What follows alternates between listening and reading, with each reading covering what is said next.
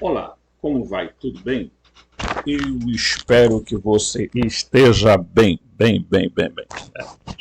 Vamos lá, pessoal. Estamos aqui organizando tudo aqui já. Então, o Jornal Nacional já vai começar.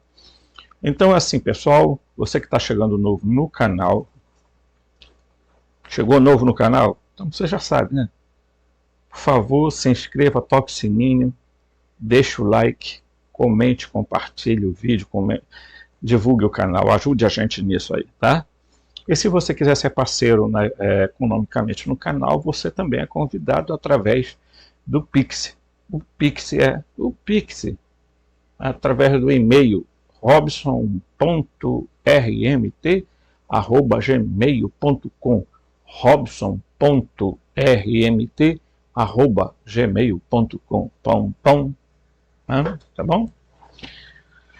Muito bem, pessoal. Nós estamos fazendo aí uma série, né? Vocês estão sabendo da história, né? Uma série chamada A Gênese, tá? A saga humana, né? Ou a gene humana na Terra. A gene humana na Terra. Falar de humanos não é tão fácil, né?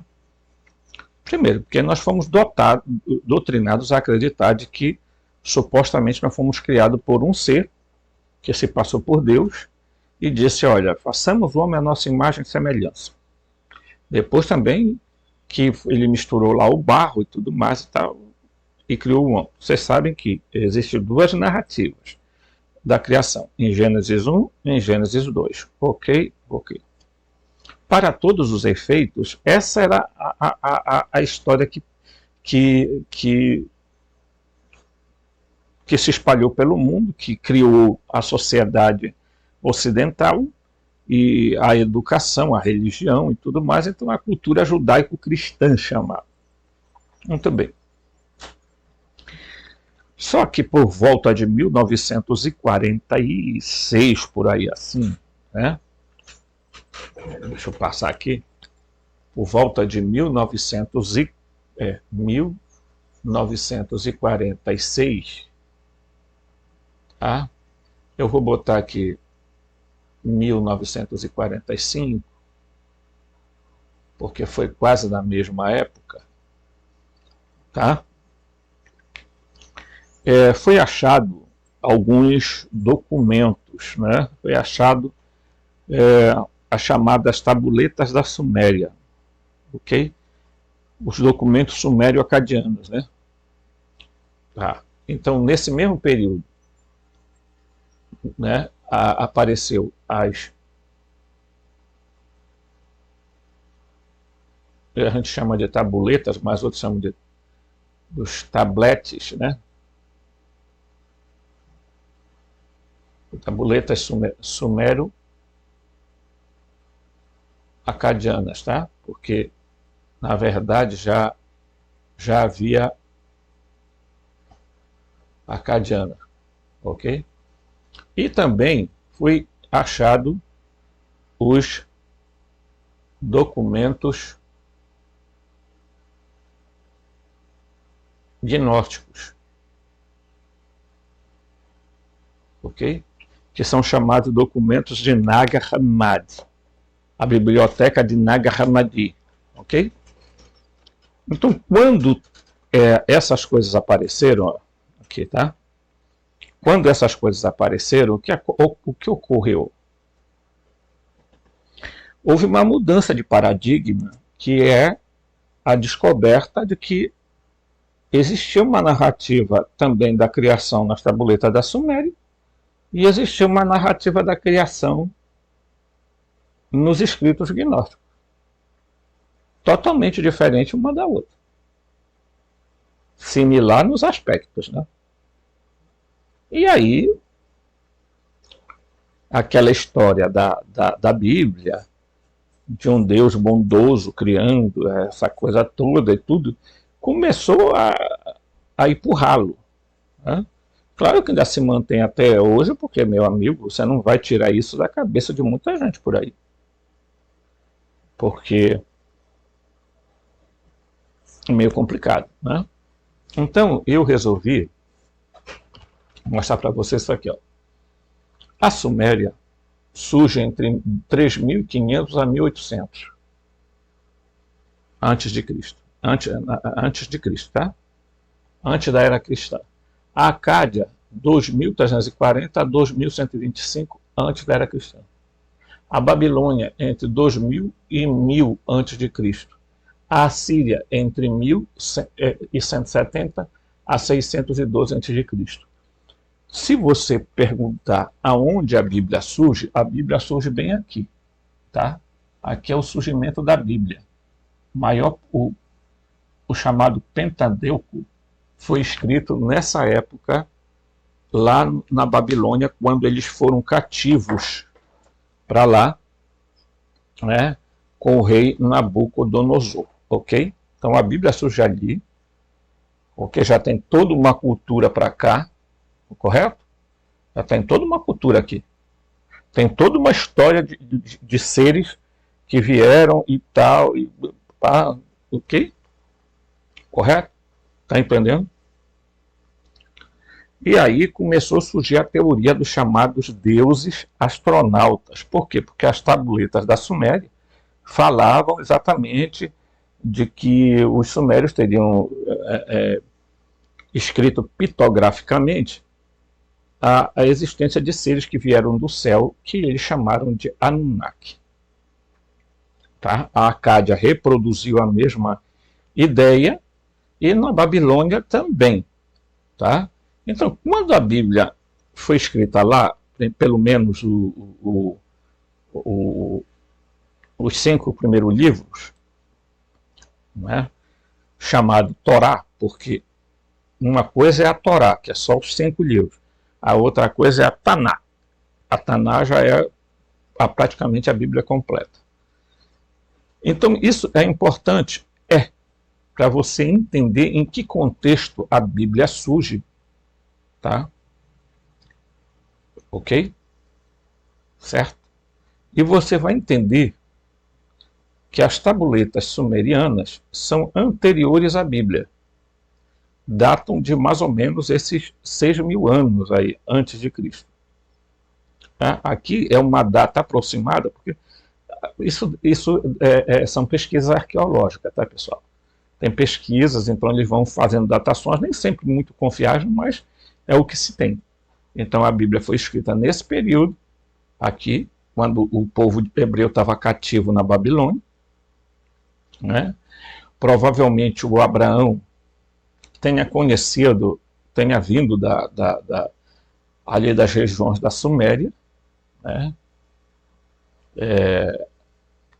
A Bíblia diz que ele saiu de Ur dos caldeus, da Caldeia, né? Então você nota que quando esses documentos foram achados, tanto as tabuletas sumero-acadianas, como também os documentos gnósticos de Nag Hammadi, que é o documento encontrado no Egito, tá? Esse documento aqui foi encontrado no Egito.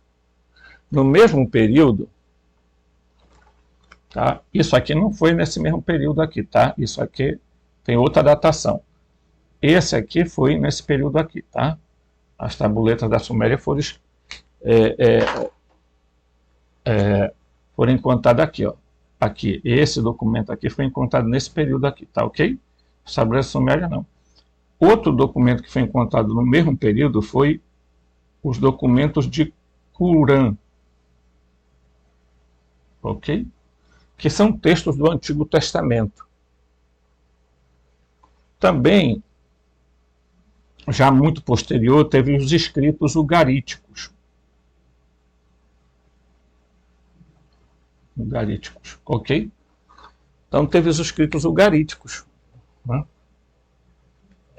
Certo? Então, aqui vale a pena dizer que são documentos, pessoal, que vão provando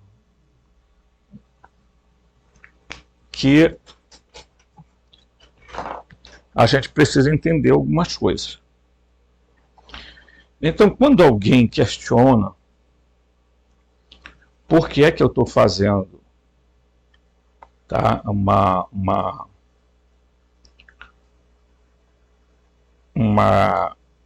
um canal que é especificamente gnósticos e a gente está falando da Suméria, da Cádia, da Babilônia, da Síria, etc., dos escritos de Corão, dos escritos ugaríticos, dos documentos de Nag Hammadi, da Bíblia, das tabuletas da Suméria, há pessoas que resolvem questionar o que tem uma coisa a ver com a outra.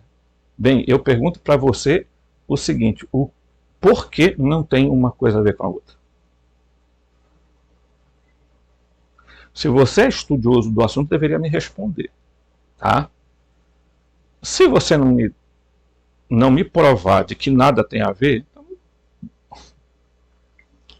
os questionamentos não são válidos. Você pode só questionar o que supostamente você acha. Tá? Há situações em que a gente aqui usa textos, tá, do livro de Kolbrin, dos textos do livro de Urântia. Por quê? Bem, primeiro porque eles falam da criação, eles falam de toda a história humana na Terra. Por que eu não consultaria um livro mesmo duvidando dele? Porque, meu querido, não é porque você não acredita numa coisa que você não tem que ler aquela coisa. Então aqui a gente utiliza documento quando há uma lacuna aberta e que não se pode preencher com documentos de Nag Hammadi, com os de Corão, com os ugaríticos, com as tabuletas, com a Bíblia, então você precisa recorrer a alguma coisa, a alguma fonte que possa dizer. E eu acho engraçado porque as pessoas dizem, eu não acredito no livro de Urântia. Bem, mas aí, meu irmão, não está aqui, ninguém está discutindo crença aqui de que se você crê, se você não crê. Eu não acredito em um monte de coisa. Tem um monte de bobagem que são ditas nessa plataforma. Mas aí, meu irmão, cada um segue para onde que quiser ir. Né? Lamentavelmente, nem todos os caminhos levam a Roma. É bom que se diga, né? Então, quando a gente olha, por exemplo, eu vou dar um exemplo aqui. Vamos dar uma olhada no que diz sobre o dilúvio. Eu vou dar um exemplo sobre o dilúvio. Tá? Até que esses documentos aparecessem, todo mundo acreditava que o dilúvio aconteceu, que Noé foi levado num barquinho que ele construiu de madeira, com betume e tal, calafetou todo o barco, e aí, meu amigo, botou lá um pá de cada animal. Imagino isso, né? Às vezes eu não sei. Cada um vai, porque outro dia eu vi num canal aí, muito interessante os questionamentos que foi levantado no podcast, né? Por quê? Porque eles fizeram alguns levantamentos e realmente é verdade. Como você vai colocar um casal de cada animal dentro do mar? Como você vai alimentá-los? Ok?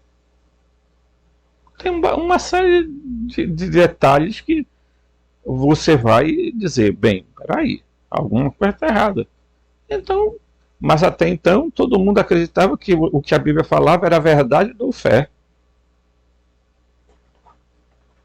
É que nem documento jurídico, cumpra-se.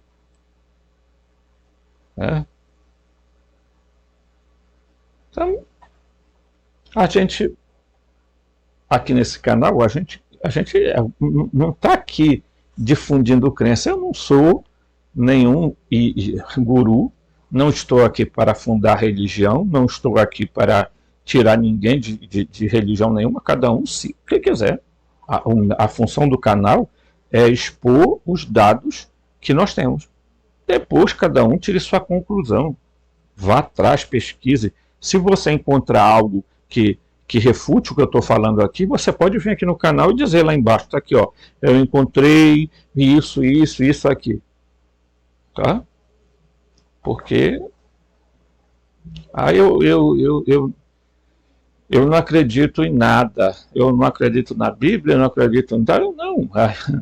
Eu também não acredito na Bíblia como livro sagrado, não, eu acredito na Bíblia como livro histórico, manipulado, mas tem dados, né? Então, ok?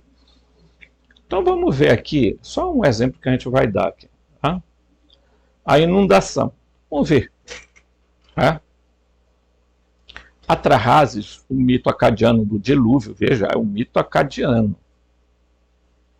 Não é um mito sumério, porque a Acádia sucedeu os sumérios, tá? E o Noé foi chamado de Ziusutra e de Atrahasis. Tá? Certo? O mito acadiano do dilúvio relata a má ação de Enlil em relação aos humanos. Ele não gostava dele, eles se tornaram muito barulhentos para ele. Ele ordenou que doenças e seca fossem afligidas a eles para reduzir seu número, mas isso não foi suficiente para ele. E ele planejou um dilúvio para erradicá-los. Ele proibiu Enki de avisar os humanos sobre isso, mas Enki transgrediu seu comando com um truque. O que foi que o Enki fez? Enki falou para uma parede de junco para que Atrahasis, o Noé, pudesse ouvi-lo. Fuja de casa, construa um barco, abandone as posses e salve sua vida. Enki descreveu como o barco deveria ser construído. Atrahasis falou à Assembleia dos Anciões: meu Deus não concorda com seu Deus. Enki e Enlil estão constantemente zangados um com o outro. Eles me expulsaram da terra, como sempre referenciei Enki. Não posso morar na sua cidade, nem posso colocar meus pés na terra de Enlil. Preste bem atenção o que está sendo dito aqui, tá? O navio foi construído e vários animais aparentemente abatidos, né? Seu DNA guardado com um banco genético, aí tudo bem, né? Aí nós já entramos dentro de um acordo, mas colocar um animal de cada espécie dentro do coisa é terrível. E a família de Atrahasis foram trazidos a bordo. Seu coração estava partido e ele vomitou bile. O tempo mudou e o deus da tempestade, Haddad, começou a rugir as nuvens. Atrahasis lacrou a porta com pinche e soltou a âncora. Um enorme dilúvio veio. Ficou completamente escuro. O sol não podia mais ser visto.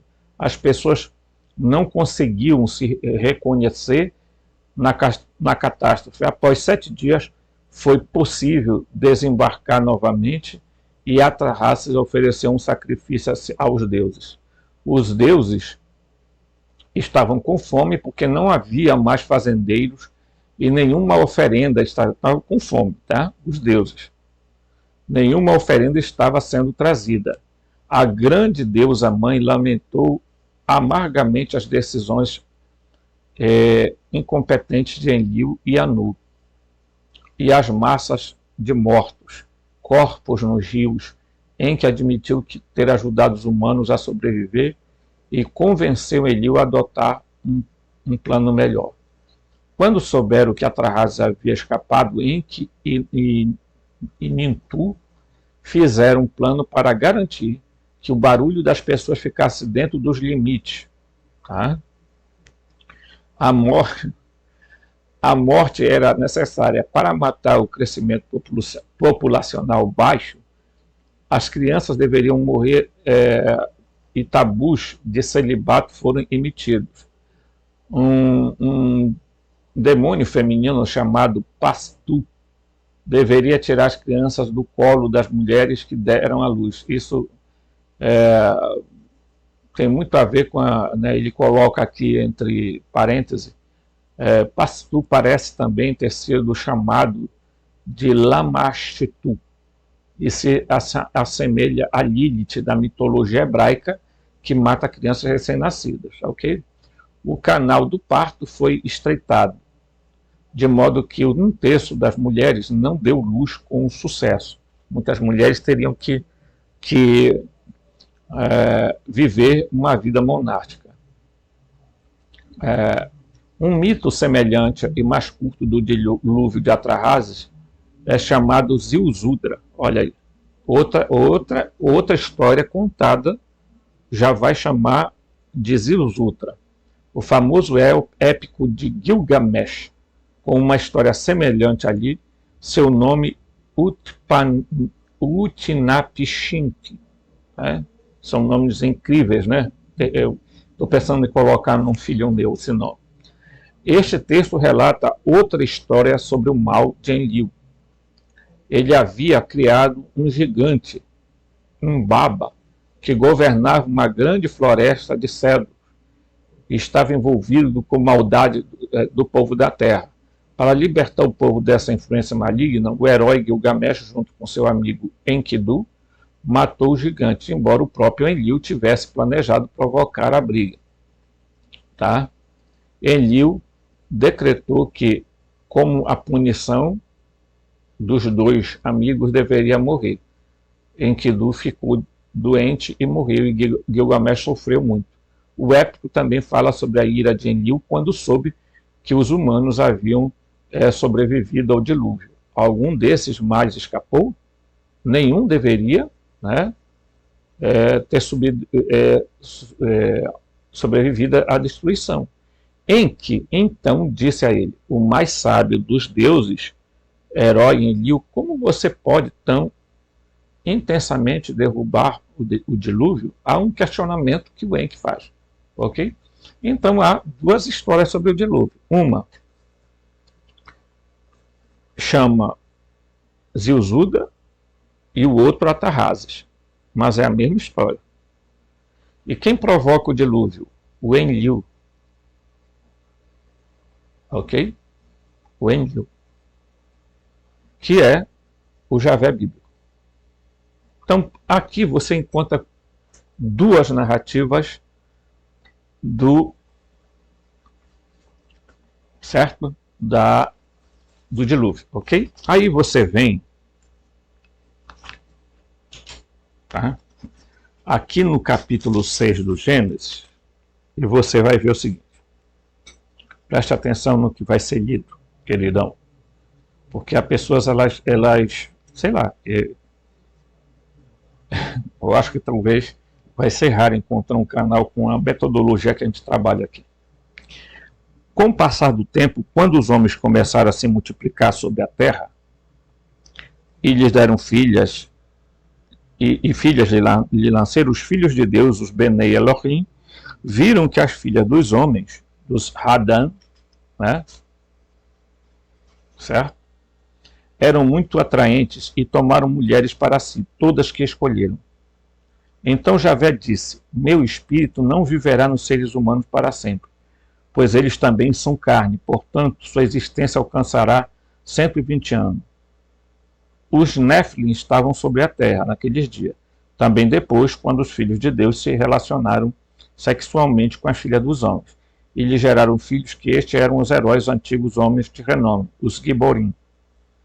Então Javé viu que o povo da terra era muito ímpio, que todas as imaginações do coração deles só para o mal, e, olha só, Javé se arrependeu de ter feito a humanidade sobre a terra.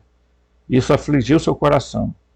Então ele disse, eliminarei de toda a terra a humanidade que criei, e não apenas os seres humanos, mas animais, seres rastejantes, aves do ar, pois me arrependo de tê-lo feito. Gênesis, capítulo 6 da Bíblia. Tá? Então lá está o Javé dizendo, eu estou arrependido de ter feito o pessoal. Agora eu pergunto para vocês.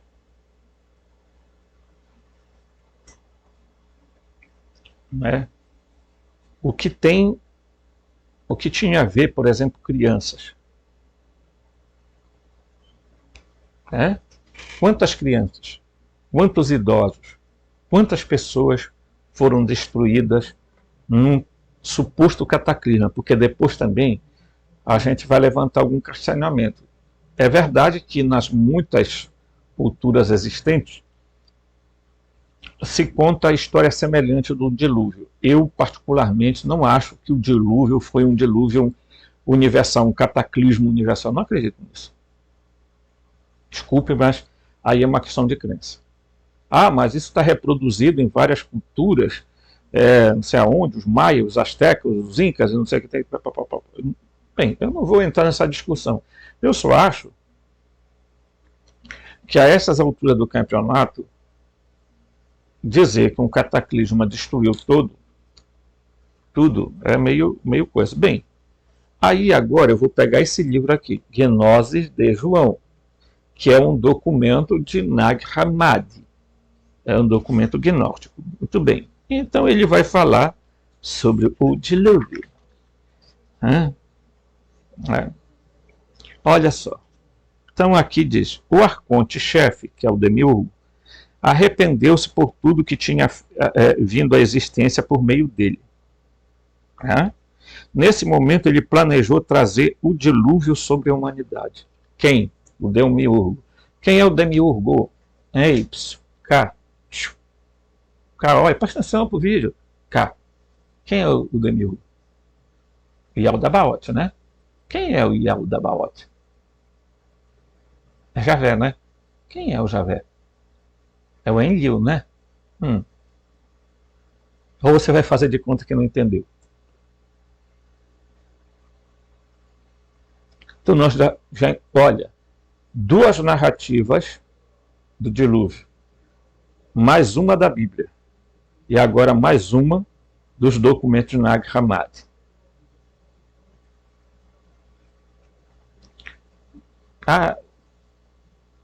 Eu não encontro conexão entre essas narrativas. É mesmo, né? Então tá complicado, filho. Lamento, mas aqui nesse canal nós não vamos abdicar do direito de seguir uma plataforma, uma visão, uma ênfase dentro desse processo. Tá? Porque o gnosticismo do primeiro e segundo século da era cristã não nasceu, não foi escritos caído do céu, antes caído, não. Eram pessoas que viviam numa cultura que se originou da Suméria e foi passando por elas. Quando no primeiro século, tá? Roma estava sendo ocupada, antes tinha sido ocupada pelos gregos, que implantaram lá várias coisas da sua cultura helênica, né? E depois foi ocupado por Roma. Tá? Então se chamou cultura greco-romana. A maioria, vocês sabem que depois do cativeiro da Babilônia, o que acontece? Nem todos os judeus voltam para lá, a terra prometida. Quem volta? Um pequeno grupo, principalmente ligado à chamada tribo de Judá, os judaítas, tá? Voltam para lá. E a maioria das outras tribos resolve ficar e se espalharam pelo mundo dali, porque depois os assírios dominam a Babilônia e é exatamente um rei assírio que manda os judeus embora, libera eles, podem ir para a terra de vocês. O problema é que muita gente disse, não, a gente vai ficar por aqui mesmo, que aqui o negócio está bom. Alguns migraram para o Egito e constituíram uma comunidade judaica muito grande lá, que já não falava mais o hebraico, por isso eles acharam necessário pegar a Bíblia hebraica e traduzir para o grego. E essa tradução se chama Septuaginta, que quer dizer Bíblia dos 70, porque segundo a tradição foram 70 sacerdotes que fizeram a tradução. E colocaram essa tradução a serviço do rei que dominava na época. Entende? Então esses judeus não falavam mais o hebraico, nem se lembravam como eram mais as pronúncias. Entendeu? Tanto que esses judeus lá no Egito, muitos deles iam lá em Israel só uma vez por ano, visitar lá o templo e tudo mais, e muitos deles conheceram Jesus. A comunidade de Jesus foi constituída de um grupo de pessoas, gente, que viviam numa região chamada Galileia. Tá? E Jesus viveu a maioria do tempo, segundo alguns, ali na Galileia, Cafarnaum, tá? Certo? Se você olhar um mapa da época de Jesus, você vai ver Galileia, Samaria e Judeia. Ok? Então, a capital da Samaria era Jerusalém. Né? A capital da Judeia era Jerusalém, né? Verdade. Então, assim, nós vamos ver que... Espera lá. Como é que a gente não faz ligação? Porque não há ligação nenhuma assim. Então, você pega as diversas histórias e você vai vendo que há, sim, uma relação óbvia. Porque você achar que um documento surgiu do nada da cabeça de pessoas que de repente começaram a escrever evangelhos a respeito de Jesus, que são completamente diferentes dos evangelhos apócrifos. Não confunda evangelhos apócrifos com evangelhos gnósticos. Tá? Os apócrifos, a igreja deixou zanzar aos montes por aí. Agora, quando se tratava dos evangelhos gnósticos, a igreja ficou assustada quando esses documentos vieram à tona. Por quê? Porque começaram a estudar, né? Aí alguém vai dizer assim, não, mas os gnósticos são muito místicos, muito...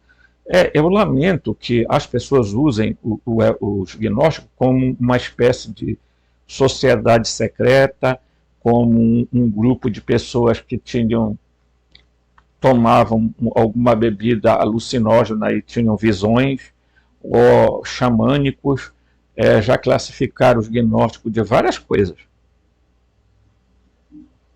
Os gnósticos usaram uma metodologia de escrever. Por quê? Porque eles sabiam que eles estavam predestinados a morrer, pelo que eles estavam falando. Então os documentos eram cheios de ditos que quem recebesse o documento ia entender, mas quem não... Se você não fazia parte dos gnósticos, não tinha a iluminação, não tinha o despertar, você lia e não ia entender nada, como muita gente faz hoje. Né? O pessoal pega o Pistia Sophia, logo no início, você pega o Pistia Sophia e diz, eu vou revelar para vocês o que tem no terceiro véu, do quarto véu, do não sei de que véu mais e tal. Eu pergunto, quem é que entende isso aí? Quando eles escreveram, eles sabiam que as pessoas que iam receber esses evangelhos, esses escritos, esses coisas, iriam entender. Certo? Então, pelo amor de Deus, tá? Dizer que eles eram uma sociedade secreta, dizer que eles eram como xamãs, que eles eram esotéricos, então vamos dizer que existia um cristianismo esotérico. Não, o cristianismo esotérico existe na ortodoxia, até hoje. O problema das pessoas é que elas acham que quanto mais esoterizar, espiritualizar, hermetizar e não sei o que tem mais uma coisa, é melhor. Porque aí a gente cria de novo mais uma religião, mais uma espiritualidade, mais uma crença. Se tem uma coisa que pode salvar a humanidade, deixa eu dizer isso para você, não são crenças que vão salvar a humanidade. O que vai salvar a humanidade é a razão, é a lógica, é a reflexão, é o ato sublime da contemplação.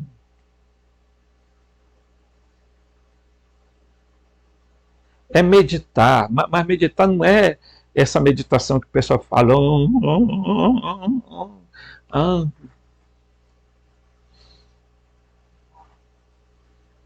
Meditação é a mesma, seria um sinônimo de preocupação. O que é preocupação? Você fica com aquilo na mente remoendo.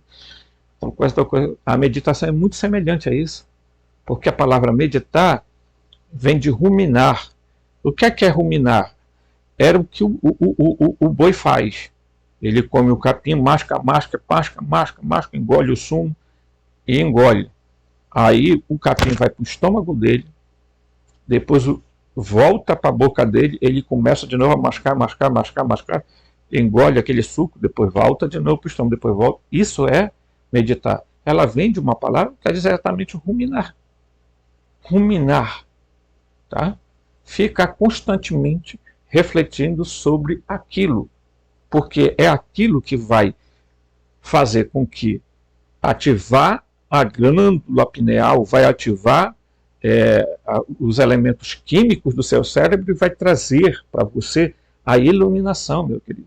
Não é você sentar num canto, botar música xamânica, botar música não sei do que e achar que vai dar resposta para tudo. Então, nós temos a narrativa do Atarrazes e nós temos a narrativa do Ziuzutra sobre o dilúvio, ok? Muito bem. Nós temos a narrativa da Bíblia sobre o dilúvio, ok? Muito bem. E nós temos agora a narrativa dos textos gnósticos. Então, ele diz, Jesus está falando a João, ele diz, a grandiosidade da pronóia produziu um pensamento que é a epinóia da luz. Epinóia quer dizer uma intuição. E esta informou a Noé. E ele avisou a toda a descendência humana. Mas aqueles que eram estranhos a ele não o ouviram. Não é como Moisés escreveu, olha o que Jesus está dizendo aqui. Não é como Moisés escreveu, eles se esconderam-se numa arca. Então Jesus já descarta a arca. Ora, se os gnósticos estão descartando a arca,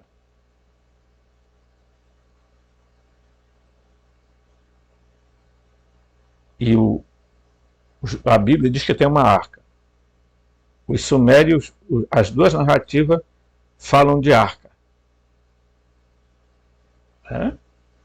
A Bíblia fala de arca. E Jesus diz, não é como Moisés descreveu. Eles esconderam-se numa arca.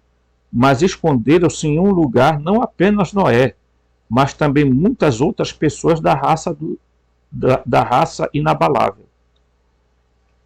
Eles encontraram um lugar e esconderam-se em uma nuvem luminosa. Eu pergunto para vocês, quem é que se esconde numa nuvem luminosa? Você já viu alguém sair e se esconder numa nuvem luminosa no céu? É evidente que não. É evidente que nós temos aqui a clara narrativa de que não se tratava de uma arca, não se tratava de nada disso, se tratava de possivelmente, de um equipamento, de uma nave, uma espécie de... Por quê? Porque nuvem luminosa está se falando que um monte de gente, além de Noé, pegou e se escondeu nessa nuvem luminosa. Né? Noé reconheceu sua própria autoridade, com ele estava aquela que pertence à luz. Ela brilhou sua luz sobre ele, já que o arconte-chefe havia trazido escuridão sobre toda a terra. Né? Então, aqui, ó, está Jesus narrando a história da arca, do dilúvio. Mas você poderia dizer assim, bem, mas e aí? Tem mais alguma coisa? Tem. Nos evangelhos canônicos, tá? Chamados evangélicos da Bíblia nossa, do Novo Testamento, Jesus vai falando sobre a suposta vinda dele à Terra, segunda vinda. Ele diz: assim como nos dias de Noé, preste bem atenção que ele vai falar, assim como nos dias de Noé, tá? Os homens casavam-se e davam-se em casamento, bebiam e etc., se divertiam, até que chegou o dia do dilúvio e todos pereceram. Hã? Ok. Eu não gosto muito de fazer isso aqui, porque eu acho chato, sabe, gente, de ter que fazer isso aqui, mas eu vou abrir uma aba bem aqui e vou colocar aqui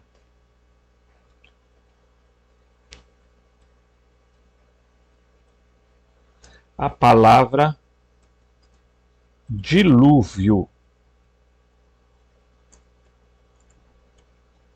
na Bíblia. Vamos ver? Tá?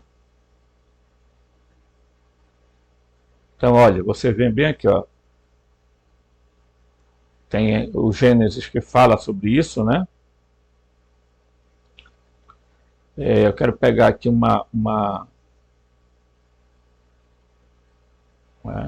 vamos ver se aqui tem uma citação. Eu encontrei o dilúvio, tá, que ele vai narrar aqui o dilúvio, né? Mas não é isso que nós queremos outra coisa, então bora aqui. Né? Tá, então vamos fazer a pergunta diferente.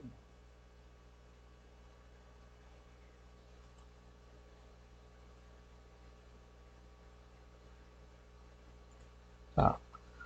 Eu vou fazer a pergunta diferente. As citações do dilúvio na Bíblia. Vamos ver? Vamos ver se a gente encontra aqui.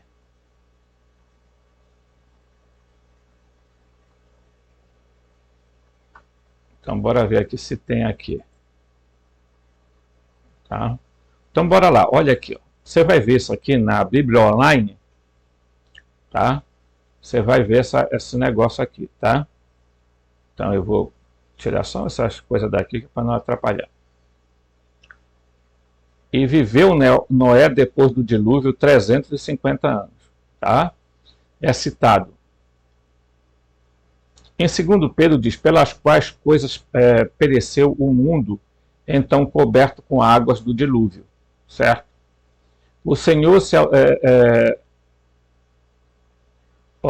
o Senhor se assentou, Javé, né, sobre o dilúvio. O Senhor assenta como rei perpetuamente. Né? E aconteceu que, passando 7 dias, viram sobre a terra águas do dilúvio. Gênesis 7. Tem várias citações em Gênesis, Jó, tá? Mateus, olha. Então perceberam até que veio o dilúvio. É Jesus falando, né? E levou a tudo. Assim será também na vinda do Filho do Homem. Prestem atenção que Jesus também aqui, ó. Olha aqui, ó. Esse texto aqui. Ele está falando exatamente isso aqui, ó. E eles não perceberam até que caiu o dilúvio e os levou a todos. Assim será também na vinda do Filho do Homem. Em Mateus 24 39. Ok? Então bora lá. Vamos ver. Onde tem mais? Lucas. Comiam, bebiam, casavam, davam-se em casamento, até que no dia que Noé entrou na arca. Aqui ele cita a arca. Ó. Aqui, ó. Ok? E veio o dilúvio e os consumiu a todos. Tá? Então, aí, e não perdoou o mundo antigo, mas guardou a Noé,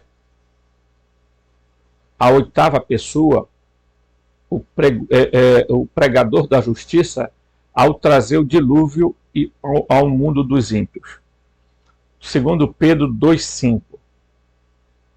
Ele está se referindo a quê? Ao Javé, né, que não perdoou o mundo antigo, mas, né, certo? Em Mateus, porquanto, assim como nos dias anteriores ao dilúvio, comiam, bebiam, casavam-se, davam-se em casamento, até o dia em que Noé entrou na arca. Cita aqui a arca. Isso tudo aqui, são textos do Novo Testamento, ok? Certo? E aí eu vou voltar aqui só para mim pegar um outro dado interessante, tá? Que aqui é o seguinte.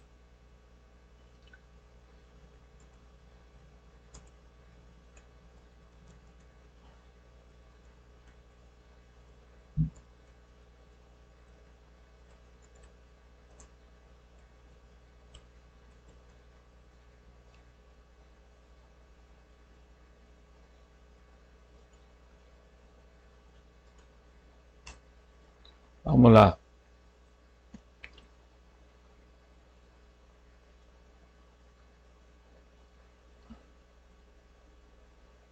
Então aqui está, vamos ver se a gente encontra, Pedro 3,19, tá? Bora lá, bora ver esse texto. Olha aqui.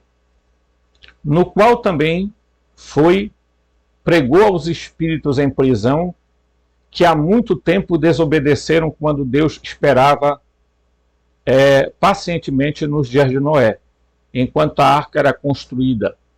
Nela, apenas algumas pessoas, a saber, 8, foram salvas por meio da água. Isso é, representado pelo batismo, que agora também salva vocês.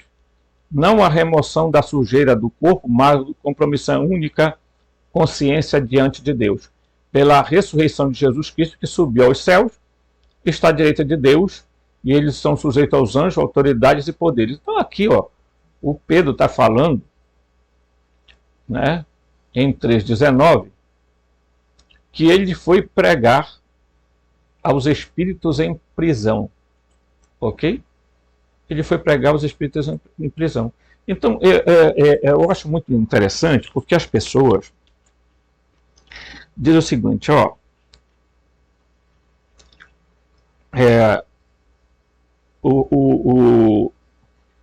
você está...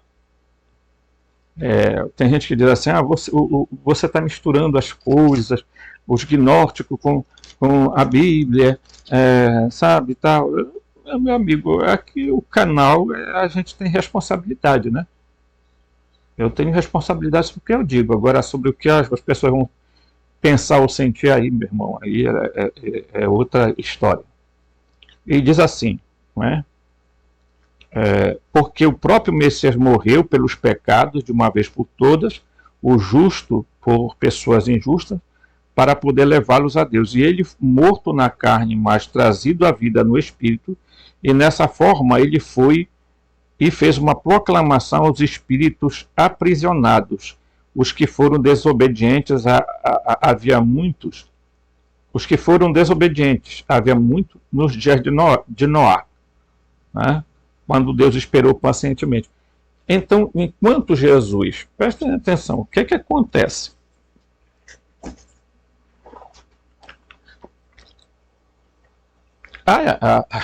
A igreja primitiva, meus amados irmãos,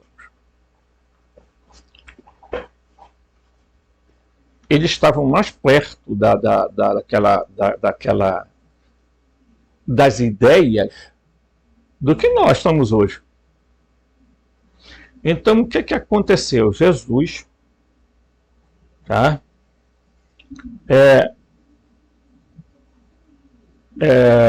Desce ao Sheol, ao Hades, aos lugares inferiores,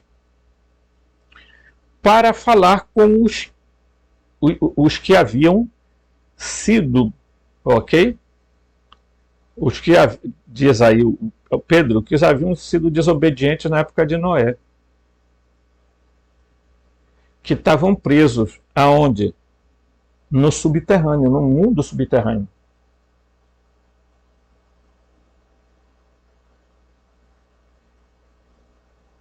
Né? Existia a crença de que ali, no mundo subterrâneo, existia uma camada onde ficavam pessoas, seres. E existia uma camada mais abaixo que se chamava Tártaro, aonde ficava, tá, os chamados espíritos rebeldes. Né? Porque há uma crença de que o Enlil, o Jeová, destruiu a terra por causa de gigante. Porque os anjos desceram à terra e tiveram relação com mulheres. O que é completamente absurdo, né? Tá entendendo? Evidentemente que não se trata de anjos, no sentido como entendemos hoje, assim como não se trata de deuses como entendemos hoje. Se trata de seres de carne e osso, orgânicos, tá? Que as tabuletas da Suméria vão contar que são os Zigides. O Enoque vai chamar de Grígores, e a Bíblia vai chamar de Benei Elohim, os filhos dos deuses que descem à terra. Ok? Então, supostamente, o Enlil resolve destruir tá? Entre aspas, o mundo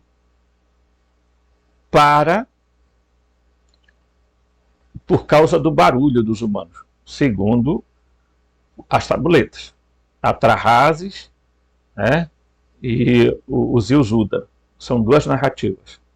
Uma é a narrativa de Gilgamesh. Né? Então, é preciso a gente entender que, é evidente, pessoal, a gente não pode hoje você dizer assim mesmo, olha em que período surgiu a história dos sumérios. Aí você supostamente acha que nós vamos compreender tudo que eles escreveram. Não, por quê? Porque, evidentemente, pessoal, era uma cultura, era uma forma de falar e etc. Assim como os escritos gnósticos. Né? Então, o que me surpreende é, tá, ver pessoas que, vejam, eu conheço textos, etc, etc. Né? Você acredita no dilúvio? Você acredita que existiu um dilúvio universal? Comente aí embaixo. Tá? Eu dei a narrativa do dilúvio aqui para vocês. Olha, o dilúvio, tá? Eu estou dando um exemplo para vocês. Tem citações das tabuletas sumero-acadianas, ok? Tem a citação da Bíblia, tem a citação dos gnósticos, ok? Tem várias citações aí, você já observou? Né? Tem citações, aqui tem citações do Antigo Testamento, e aqui tem citações do Novo Testamento, ok? E, ó. Então, o dilúvio é citado nas tabuletas, na Bíblia, nos gnósticos e no Novo Testamento. Nos evangelhos, nas cartas, e etc, etc. Então você vai ver sutilmente que neste aqui, Jesus vai descartar a questão da arca. Ele vai dizer, não foi como Moisés falou sobre a arca.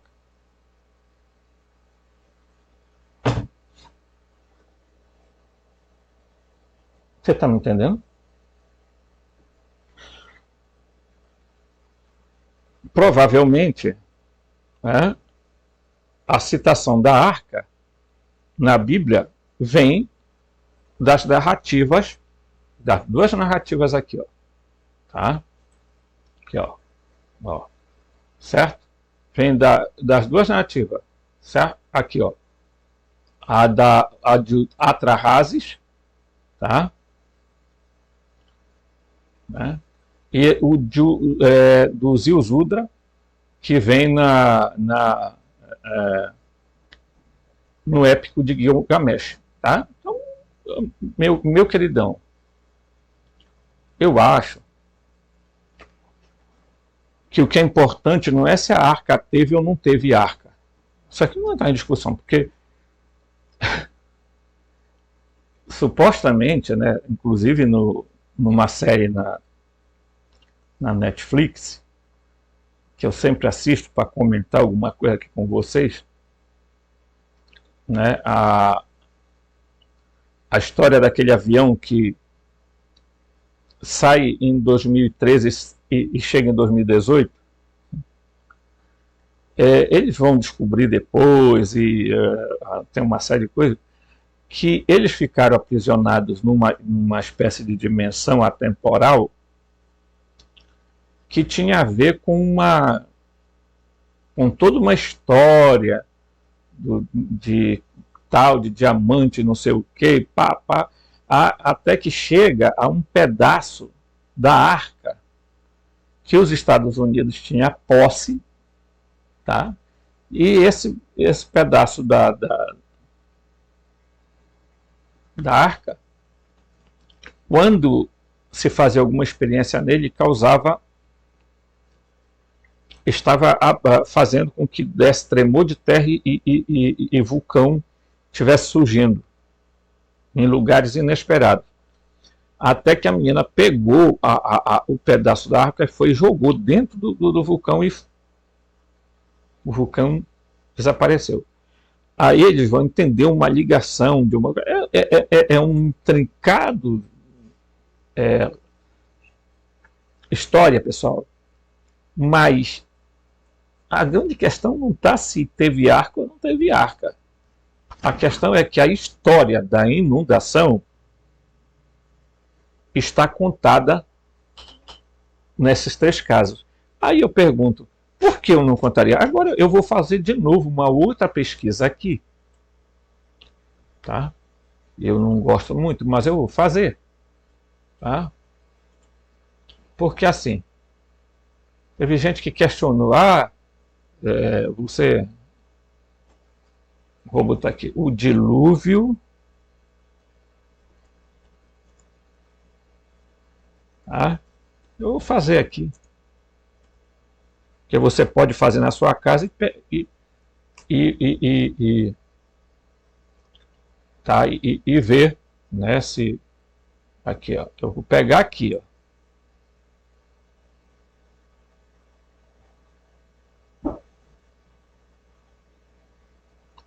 Eu vou botar bem aqui, vou pesquisar bem aqui, ó. Esse site aqui é deles, da Fundação Urântia, tá?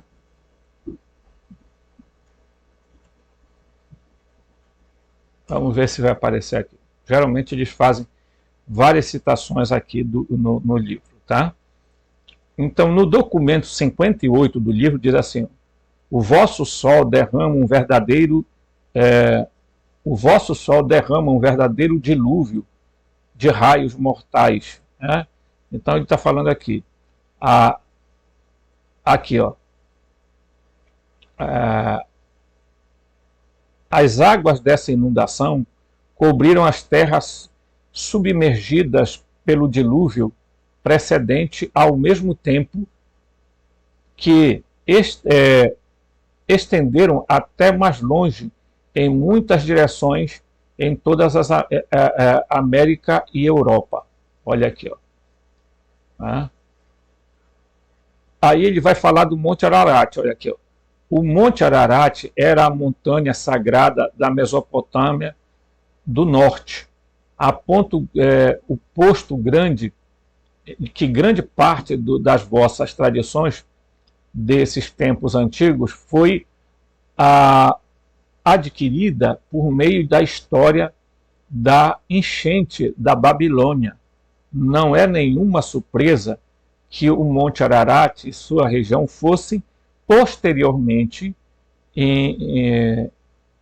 embrincados com uma história nas recentes dos judeus sobre Noé e o dilúvio universal. Tá? Então, olha só, ao fim desse período de dilúvio, e o segundo jardim não estava mais. Houve um dilúvio do qual um homem escapou em uma embarcação especialmente construída, e uma última ceia, na qual Mitras celebrou o Deus Sol antes de ascender ao céu. Então veja que eles estão citando o dilúvio, né, aqui no texto, mostrando, inclusive, o próprio conteúdo do livro cita que o dilúvio não foi não foi esse dilúvio universal como você acredita.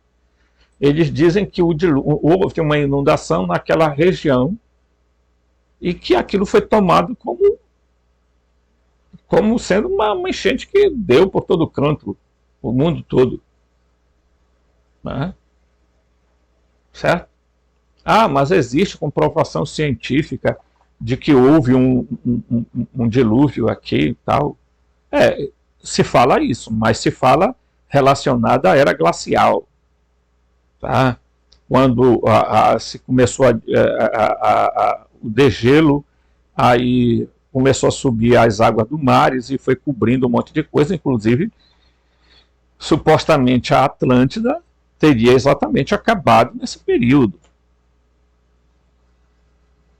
Tá?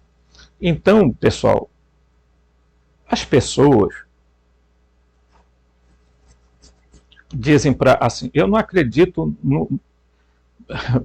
Querido, é o seguinte, aqui no canal a gente vai pegando pedaços para poder chegar a um entendimento, porque aqui não vamos ficar citando história de, sei lá, um monte de coisa que se sai por aí. Tá? Então, eu estou exemplificando, tá, sobre a questão do dilúvio, certo? Por quê? Porque é uma maneira de mostrar isso a vocês. Porque eu poderia muito bem nem estar aqui, mas eu estou citando esse livro porque ele é um livro, pessoal, que apesar dos pesares que muita gente não gosta, eu não acredito. Não, você não tem que acreditar em nada. Aqui não se trata de crença, nós não estamos montando religião aqui. Tá? Então, olha, eu vou aqui vou mostrar um outro detalhe que é muito interessante. Tá? Olha aqui. Nesse site aqui, Noé segundo o livro de Urântia. Tá? Diz aqui, ó, as tradições de uma época em que a água cobria toda a superfície da terra são universais. Vamos ver quem foi Noé segundo o livro de Urântia. Muitas raças alimentam a história de uma enchente de amplidão mundial, em alguma época das idades passadas. A história bíblica de Noé, a arca da enchente, é uma invenção do sacerdócio hebreu durante o seu cativeiro na Babilônia. Está aqui, ó. Ok? Nunca houve uma enchente universal desde que a vida foi estabelecida em Urântia. É o livro que está dizendo. A única época da superfície da Terra esteve completamente coberta pela água foi durante as idades arqueozoicas, antes das eras, antes que as terras começassem a aparecer. Então, falando aqui exatamente, entretanto, não existiu realmente, foi um fabricante de vinho em Arã, uma colônia junto ao rio, perto de Erech. Ele mantinha o registro escrito da alta do rio após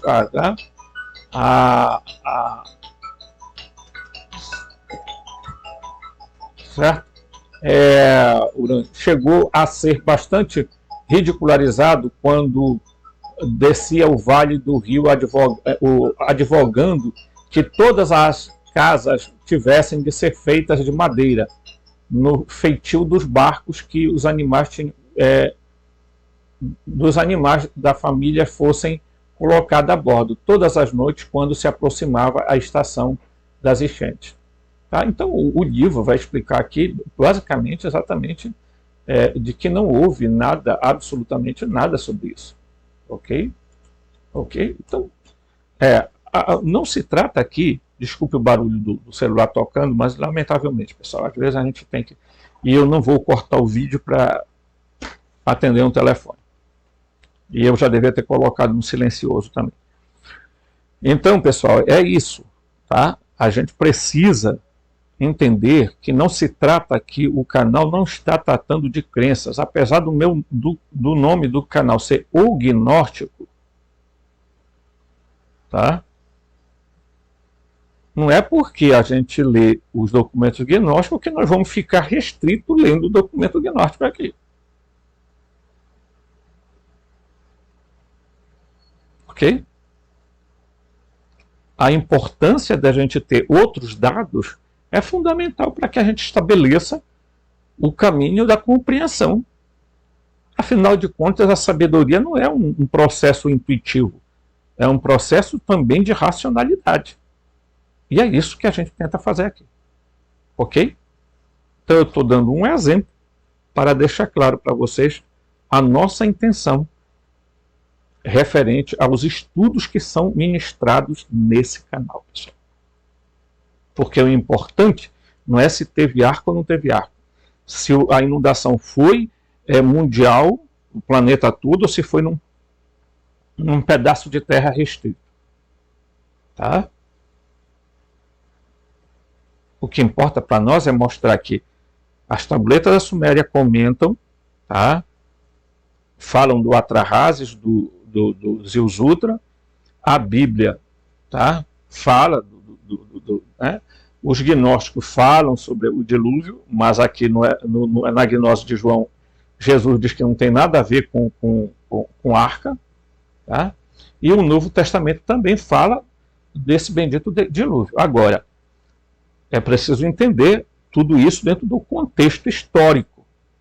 Isso não foi escrito nas nuvens, no céu, num planeta, sabe? É que as pessoas acham que quanto mais a gente criar simbolismo, espiritualismo, ficar enfeitando o pavão, a gente vai, sabe, fazer a coisa certa. Não, a coisa certa é pensar, a coisa certa é racionalizar, a coisa certa é ter lógica, a coisa certa é fazer o processo, tá? Entrar pela mente e ir para o coração, tá? Porque senão a gente não consegue, a gente vai ficar rodopiando, parece peão, tá? No mesmo lugar. Ok? Então, um forte abraço e até o próximo vídeo.